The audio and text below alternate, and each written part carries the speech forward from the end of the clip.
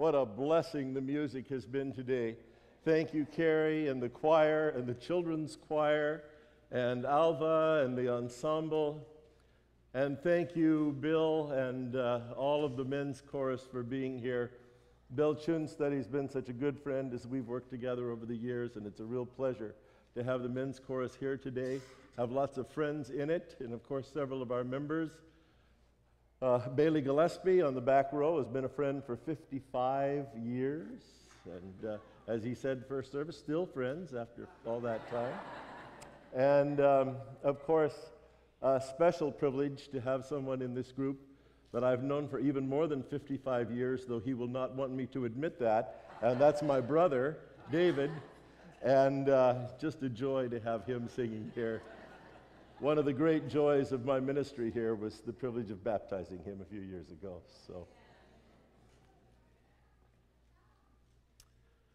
Well, I had been here at Azure Hills for just a few weeks when I overheard some church members talking about the new pastor, namely me. The first thing that one of them said, I would have to wholeheartedly agree with. They said, you know, he's certainly not as good a preacher as Maury Venden. And another one said, well, you know, but he does seem personable. I don't know if that makes up for it or not. We'll have to wait and see. I guess it's inevitable that people compare ministers. It's nothing new. It's been happening for a long, long time. In Corinth, Paul found that the people were comparing ministers, but there they weren't just comparing, they were dividing themselves and lining up behind different ministers, so that some of them were saying, well, we're followers of Paul, and others were saying, well, we like the wisdom of Apollos, and we follow him, and others said, but we follow one of the disciples, Peter himself. And others in their pride said, well, we don't follow any of those people, we follow Christ. And Paul spends the first 4 chapters of that letter trying to bring these people together into unity. He asked the question, was Paul crucified for you? Were you baptized into the name of Paul? And then we see a little of the human side of Scripture. Paul says, I'm glad I didn't baptize any of you. Oh yes, I did baptize Crispus and Gaius, but I didn't baptize anyone else. Oh yes, I did baptize the household of Stephanas. Well, I don't remember if I baptized anybody else, but the point is, and he goes on to talk about how they need to come together in unity, kind of the human side of the Bible. And in chapter 3, he talks about ministers. He uses the metaphor of a field or a garden that has seeds planted in it and that gets watered. He says, beginning with verse 5, what then is Apollos? What is Paul? Servants through whom you came to believe, as each was assigned their task. I planted, Apollos watered, but God gave the growth.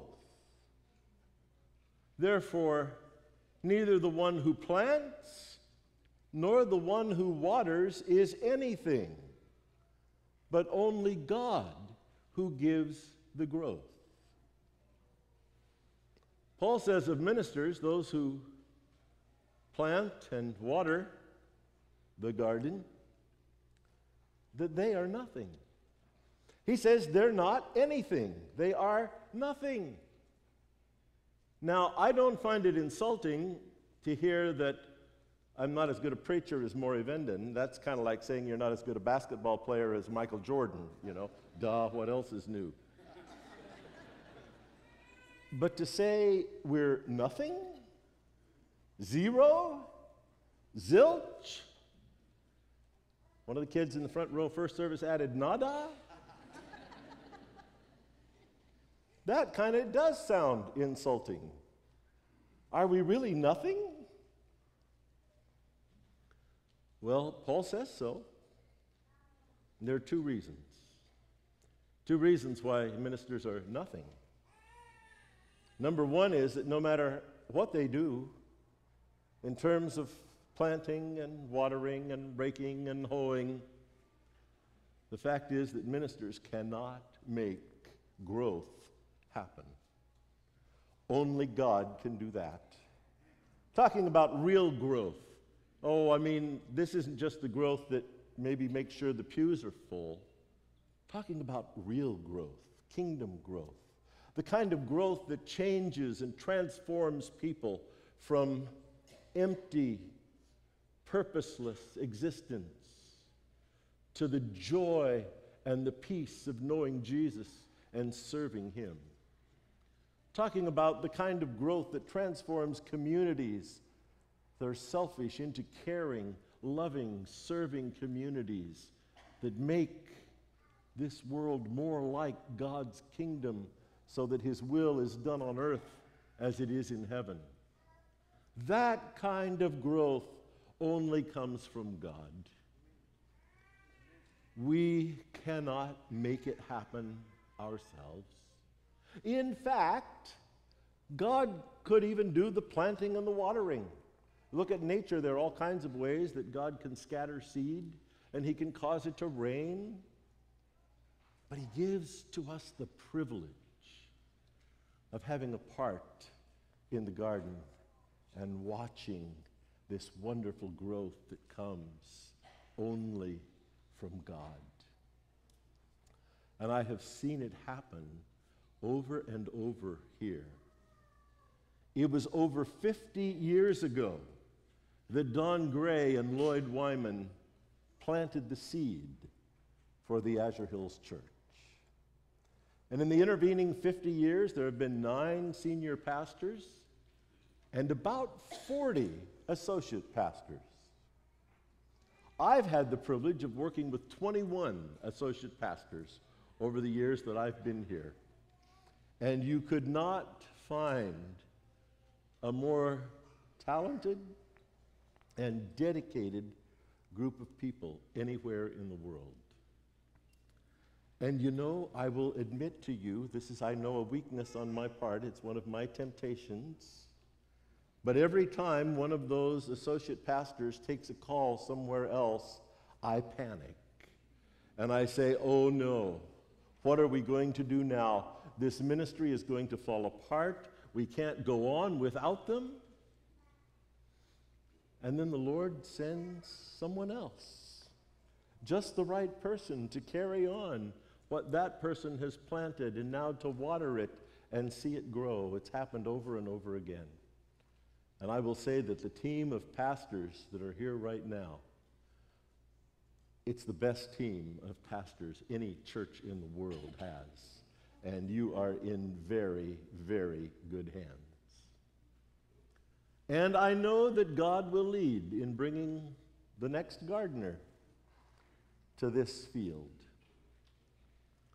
I have great confidence in our pastoral staff who will be involved, in our church board from whom the search committee will come, and Sandra Roberts, our conference president, will chair the search committee, and I know that she will do a wonderful job. She's one of the best administrators I have ever seen or worked with.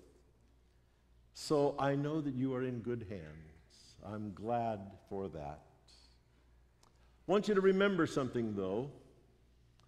When the new pastor, whoever she or he might be, arrives, I want you to remember something that someone once said. They said, new pastors are kind of like new pairs of shoes. You know, your old shoes you've worn so long that all the cracks are in the right place and they've kind of molded themselves to your feet, and it hardly feels like you have shoes on at all. They've become so comfortable.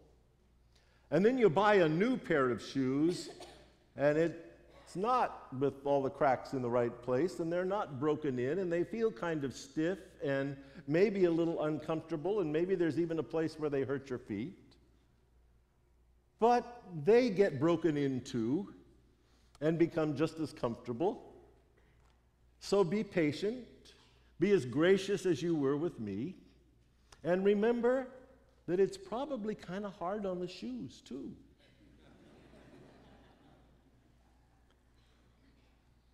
Paul says ministers are nothing because only God can give the growth. So ministers are not zeros if they're connected with God.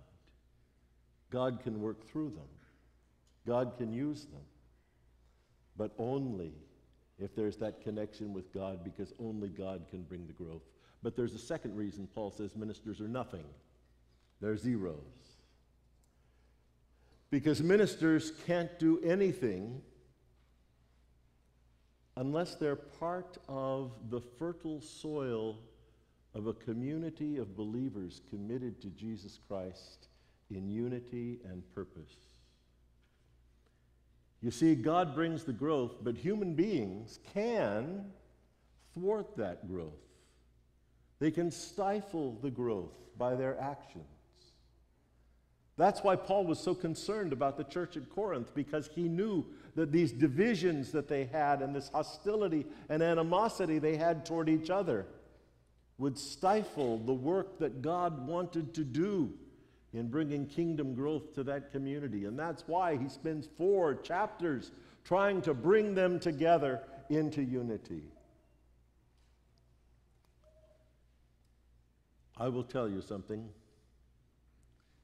Azure Hills doesn't need those first 4 chapters of Corinthians, because you are a church that is unified in purpose and commitment and works together so well as a team.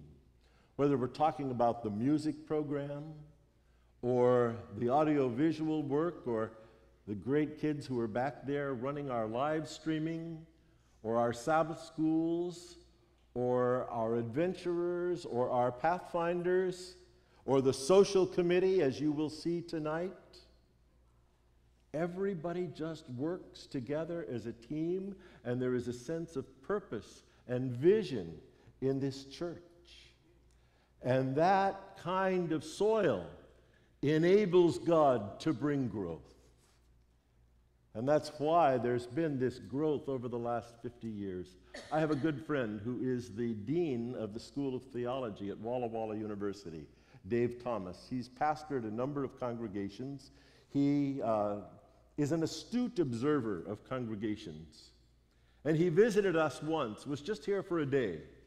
But he attended worship service and he walked around, and afterwards he said, "This is a congregation with a purpose and a vision."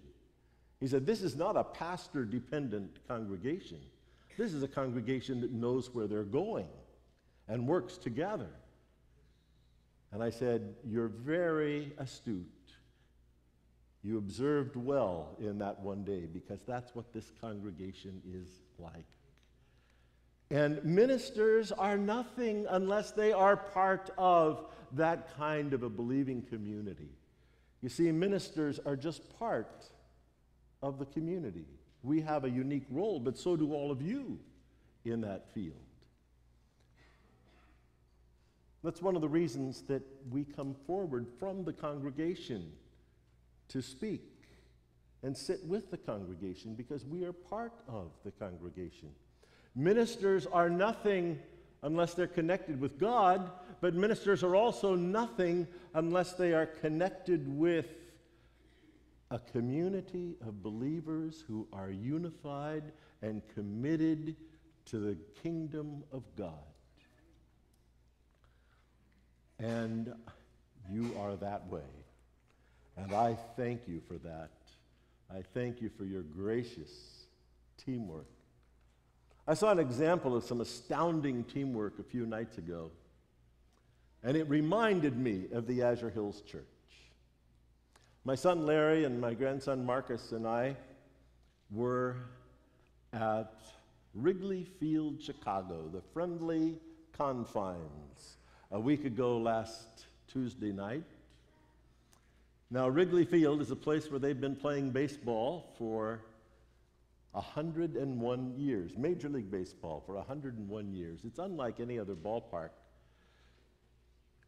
There's a roof, you're crowded together, it's always a sellout, and that roof makes it echo, so you just hear a constant roar, and it gives a sense of excitement. You can hear every vendor selling up and down the aisles.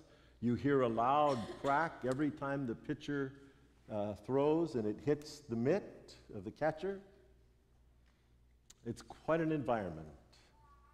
And we saw an example of amazing teamwork, astounding teamwork that caused people to stand and cheer. And it didn't come from baseball players. I'll tell you what happened. 3 innings about into the game, and it was a good game. Wind blowing out to left field, already several home runs by the 3rd inning. And all of a sudden, a light lit up the Chicago sky. And a few seconds later, the roar of thunder. And then the sky just opened, and it didn't come down in drops. It came down in sheets. You could hardly see across the field. It was raining so hard. We were under the roof, but we got soaked because there's a space with a fence between the seats and the roof, and the rain was coming in sideways through that, and we were drenched. And that lightning and thunder got closer and closer, and the time between the flash of lightning and the roar of thunder became less and less until finally it was simultaneous, and the thunder was no longer the roar of thunder, but it was just a loud crack and bang. Right at the same moment, we would see the bolt coming down from the sky. And it went on for almost an hour and a half. And Marcus found it very exciting. Finally, the storm passed, and we could see the lightning go off in the other direction, and the rain stopped. And that's when we saw this amazing teamwork. It was not from baseball players. It was from gardeners of a sort, groundskeepers. About 40 of them ran onto the field, and they went to the tarp that had been placed over the infield, and they pulled that tarp all together, and I'm sure it's very heavy, but with all of them pulling right together, they opened it up, and they did it in such a way that the water, and there was lots of water standing on top of the tarp, all went one direction. And I looked at it, and there was so much water, it was so soggy. The warning track was like a lake. There were puddles in the outfield and all this water standing on the tarp. And I said, they're never going to play ball here tonight. Let's go home. But we were amazed. After they got the tarp off and folded, they came out with what looked like push brooms, but they were flat on the bottom, and they were water pushers, and they would surround these puddles. And there were drains in the field, and they would push the water toward the drains, and we saw the lakes get smaller and smaller. And then after they had gotten most of that water off, they went back into the dugout, and they all came running out, and they ran everything they did with these great big sacks of sand. I don't know if they were 50 or 100 pounds. Each one had a sack, and they lined up in a perfect circle around the base path, same distance apart, each one of them, and they each dumped that bag of sand and then took a rake and started raking it around, and then someone came and smoothed out the whole thing. And they went out and pushed the water in those puddles in the outfield, and they went out to the warning track, and they did the same with more sand. And in less than an hour, it had been transformed from a soggy mass of lakes to a beautiful baseball field again. And when they all went running off the field, the fans stood and cheered for them. And I think Marcus said it was just about as interesting as watching the baseball to see those guys work. And I thought that's a good example of the Azure Hills Church. A gracious community that works together. And I know that God will continue to bless as you are that kind of garden, that kind of field that has the fertile ground that God can bless. So ministers are nothing unless connected to God, unless part of a gracious congregation that is fertile ground for God to bring growth. A few weeks ago on National Public Radio, I heard an interview with one of the members of the Juilliard String Quartet. He is just about my age, in early 70s, and he is retiring after 40 years in the Juilliard String Quartet. And the interviewer asked him, "Is there anything you're going to miss?" And he laughed, and he said, "Anything I'm going to miss? I'm going to miss every single note." I know just how he felt, because I'm going to miss every single note here, and I'm going to miss every single one of you. But I'm glad we're on live stream, so I can watch and keep track of you, and I'll be able to see who's here. And we will look on with great interest and many prayers. Back in the 60s, Peter, Paul, and Mary sang a song called the Garden Song. The chorus went, "Inch by inch, row by row, gonna make this garden grow. All it takes is a rake and a hoe and a piece of fertile ground." Well, it takes more than just a rake and a hoe. They're right, though. It does take a piece of fertile ground, like the Azure Hills Church. But then it was almost as if the song recognizes that no, rakes and hoes aren't enough. It takes more for growth. And the song goes on, "Inch by inch, row by row, someone bless these seeds I've sown. Someone warm them from below, till the rains come tumbling down." My prayer for this congregation is that God will bless the seeds that have been sown over the last 50 years. That he will come and warm them from below until the rain of God's Spirit, the latter rain, comes tumbling down and Jesus comes again. And the seeds that have been sown here over the last 50 years will be like that mustard seed that Jesus talked about in his story, that started so small, but it grew and flourished until it became nothing less than the kingdom of God. My prayer is that that's what will happen to the seeds here, and we will all be together and enjoy fellowship with God and with each other for all eternity. Amen.